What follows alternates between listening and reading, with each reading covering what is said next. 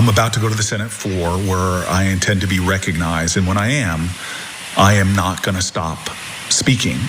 I'm going to not stop standing. I'm going to go for as long as I'm physically able to go. I've been hearing from people all over my state and indeed all over the nation calling upon folks in Congress to do more, to do things that recognize the urgency, the crisis of the moment. Cory Crimea River Booker just pulled off the most pointless performative filibuster in recent memory. And yes, it's exactly as ridiculous as it sounds. So let's get into this unbelievable clip of Anna Kasparian exposing the clowns from the left. Democratic Senator Cory Booker has attracted tens of thousands of viewers on the live stream of his filibuster speech, in which he's filibustering no legislation, but you seem to have had some experience with this, Jake. Yeah, so first of all, let me just. So wait, just to be clear, Booker is filibustering nothing? No bill, no legislation, not even a budget cut for pronoun studies in the Department of Education? He's just standing there talking for 23 hours? He's doing it for TikTok views. Period. I'm going to tell you in a second how many likes he got on TikTok, which is amazing. But I also want to tell you a little bit about the history of the filibuster. The guy whose record he's about to break did something amazing and something terrible. But I'll get to all that. And by the way, and gross, yes. And Booker has a buddy throughout this entire thing. And why is he his filibuster buddy? I'll explain that too. So it's a really interesting story. Okay, so as I mentioned, Cory Booker isn't filibustering a bill. There's no legislation or specific legislation that he's filibustering. He's essentially giving this impassioned speech. And by the way, as we speak right now, the speech is continuing. He's still doing it.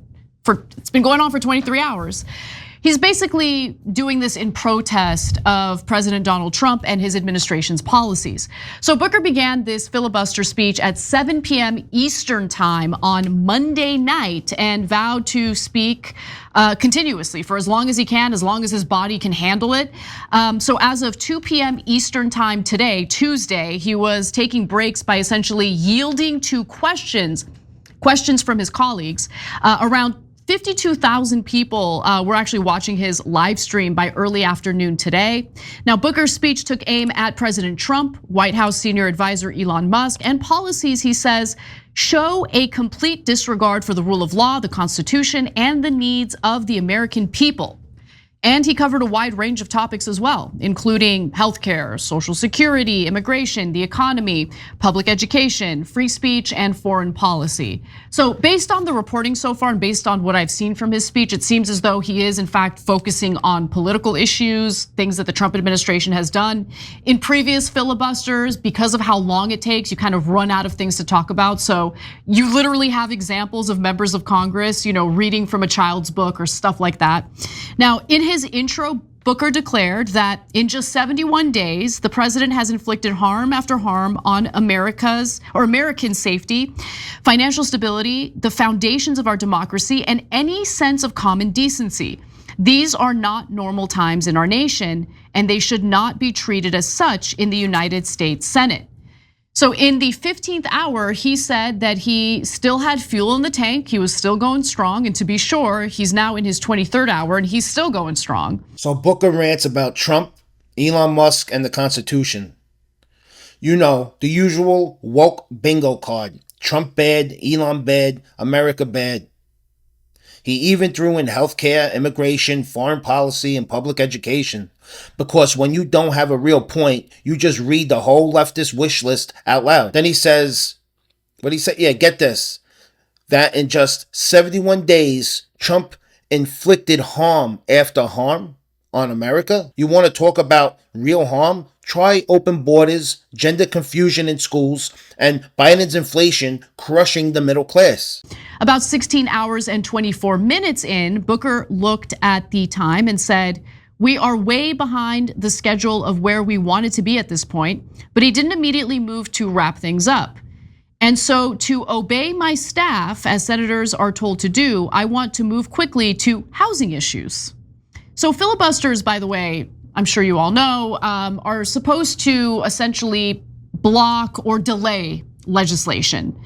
And this is how traditional filibusters are done. Like in the Senate, they have the legislative filibuster, which requires 60 out of 100 senators to vote in favor of legislation in order for it to pass. That's called a legislative filibuster.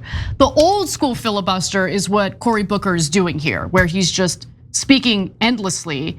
In this case, not to block any legislation, but in order to get some attention as he's protesting some of what the Trump administration has been up to.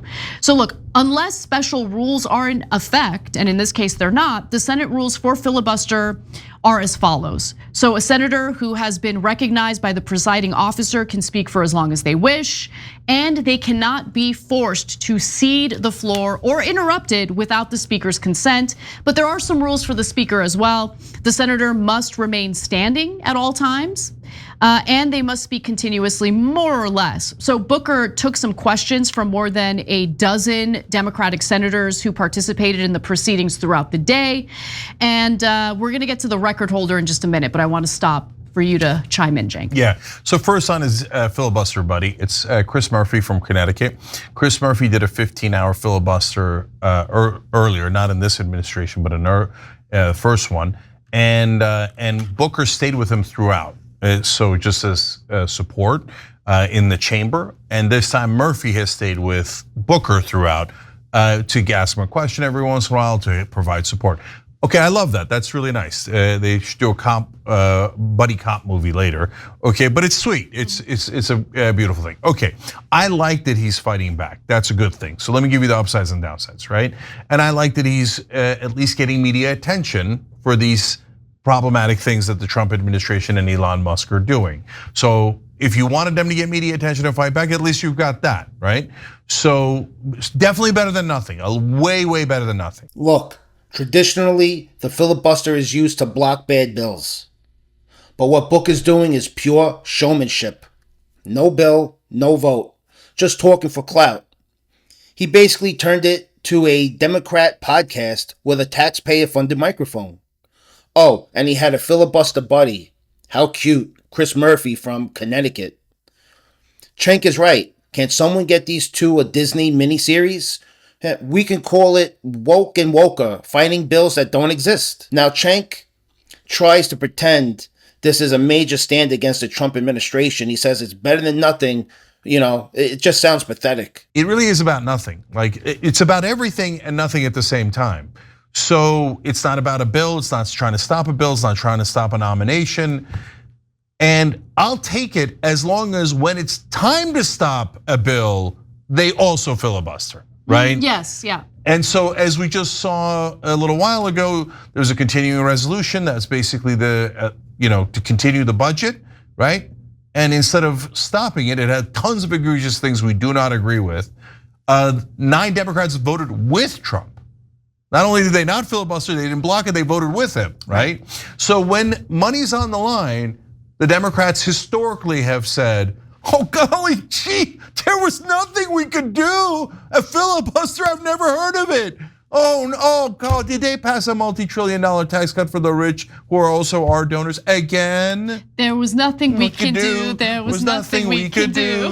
Right, and that's the Democrats. Yeah. So look, they're getting caught though. Trump's getting caught by his own side. The Democrats are getting caught by their own side. Yep. We're in a different media ecosystem now. So okay, you do this grandstanding and I'm with you and I'll support it as long as you do it when things are on the line and it's real. And I haven't seen that from Democrats. Oh, here's the best part. 9 Democrats, 9 voted with Trump on a budget resolution. They didn't filibuster that. They caved. But they've got time for Booker's live-streamed speech marathon. Real priorities, people. This whole thing is theater, and the left loves theater. So if you're sick of this clown show, if you're tired of the constant lies, the performative outrage, and the Trump bad tantrums, share this video, like it, and subscribe to the channel.